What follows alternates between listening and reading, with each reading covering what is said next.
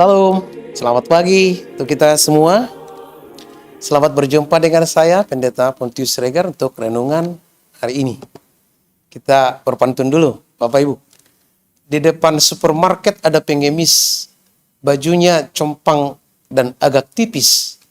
Pertengahan bulan Mei, jangan pesimis. Segala rintangan harus ditepis. Sebelum kita mendengar firman Tuhan hari ini, marilah kita berdoa. Kasih karunia dan damai sejahtera dari Tuhan Allah Bapa kita dan dari anaknya Tuhan Yesus Kristus Tuhan kita. Amin.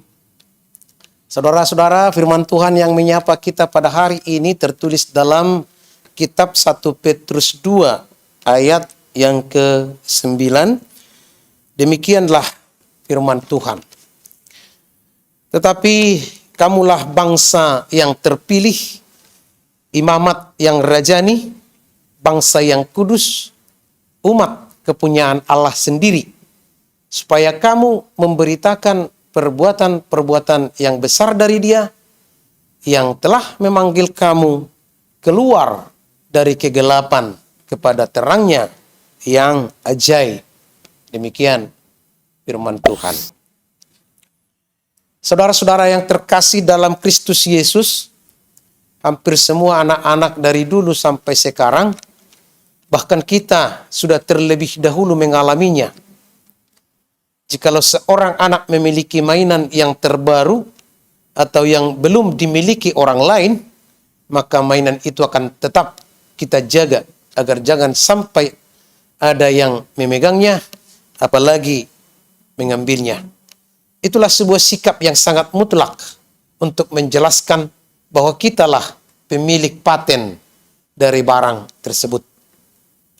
Ada satu lagi contoh lain yang mendekatkan kita pada pemahaman nas ini, yaitu ibarat seseorang anak yang diangkat atau diadopsi oleh salah satu keluarga, sehingga anak itu menjadi milik kepunyaan keluarga tersebut.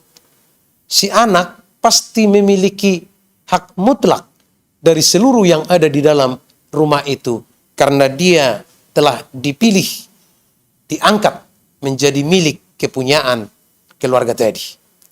Saudara-saudara yang terkasih dalam Kristus Yesus, boleh dikatakan surat Rasul Petrus yang dikirim ke Asia Kecil atau Turki sekarang adalah surat penghiburan, karena mereka sedang tertekan oleh penganiayaan dari kelompok yang tidak suka dengan berita kebangkitan Kristus. Ketiga-tiga surat Petrus itu kemudian disebut sebagai bagian dari surat-surat pastoral atau surat-surat penggembalaan. Karena mayoritas pesan tulisan itu adalah untuk menggembalakan iman pengikut Kristus di Asia Kecil agar tidak goyah oleh hebatnya tantangan dan rintangan yang mereka hadapi. Di sini dikatakan mereka adalah bangsa yang terpilih sebagai orang yang percaya. Saudara adalah orang yang terpilih menjadi pemilik kerajaan surga. Kita adalah umat pilihan Tuhan, karena Yesus dengan tegas berkata bahwa bukan kamu yang memilih aku, tetapi akulah yang memilih kamu, katanya dalam kitab Injil Yohanes. Kita ini mirip barang yang dipilih Tuhan. Maka karena kita yang dipilih Tuhan, otomatis seperti barang yang dipilih akan dipergunakan oleh Tuhan yang memilih. Kemanakah kita akan dipakai? Yaitu menjadi jemaat yang imamat dan rajani. Imamat berarti hidup dalam keteraturan. Jemaat imamat berarti hidup dalam keteraturan. Sedangkan umat yang rajani, kita ditempatkan menjadi orang-orang yang berkarakter terhormat. Bukan seperti anak-anak yang tidak terhormat. Dalam tutur kearifan orang Batak, kita disebut anak niraja dan buru niraja. Artinya, kita adalah manusia yang berkarakter terhormat. Saudara-saudara yang terkasih dalam Kristus Yesus, apa yang akan kita lakukan sebagai warga yang terhormat? Dikatakan dalam nas ini, supaya kita memberitakan perbuatan besar dari Tuhan. Apa perbuatan besar tersebut?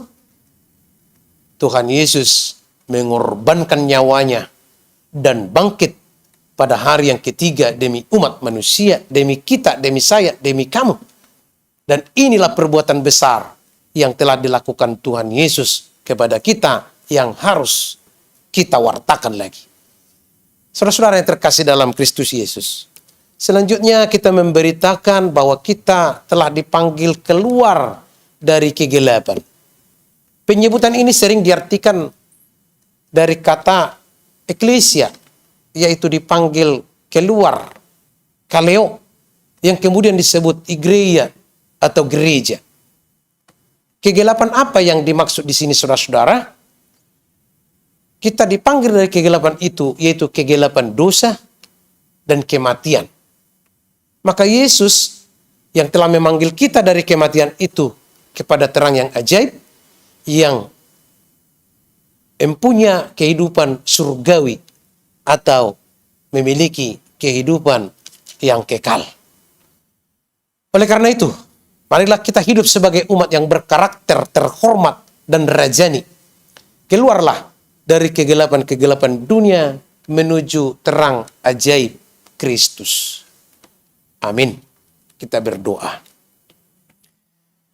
Terima kasih Allah Bapa di surga dalam Kristus. Terima kasih Tuhan Yesus yang telah memilih kami kembali. Setelah dulu secara histori Israel terpilih menjadi umat Tuhan, dan oleh Yesus kami terpilih menjadi imamat yang rajani, yang terhormat, anak-anak terhormat, bukan anak-anak tidak terhormat. Engkau angkat kami Tuhan dari kegelapan kepada terang-Mu yang ajaib. Dan terang ajaib itu adalah kebangkitan. Dan kebangkitan itulah yang kami wartakan dalam kehidupan kami. Karena dengan kebangkitan itu kami menjadi pemilik kehidupan yang kekal. Terima kasih Tuhan. Bapa di surga, kami berdoa buat negara kami berdoa buat pemimpinnya, Tuhan berkati. Kami juga berdoa buat gerejamu dan buat seluruh pemimpin gerejamu. Tuhan berkati para pelayanmu, dan terutama Tuhan berkati seluruh imamat umat jemaatmu dimanapun mereka berada. Beri mereka kekuatan untuk melakukan pekerjaannya dengan baik dan seturut dengan kehendak Tuhan. Berkati Tuhan dan pulihkan saudara-saudara kami yang kurang baik kesehatannya, sehingga mereka bisa pulih kembali seperti sedia kala. Terima kasih Tuhan, kiranya firman-Mu hari ini berkuasa dalam kehidupan kami dan mengiringi kami dalam aktivitas kami yang baik pada satu hari ini. Dalam Kristus Yesus kami berdoa dan bersyukur.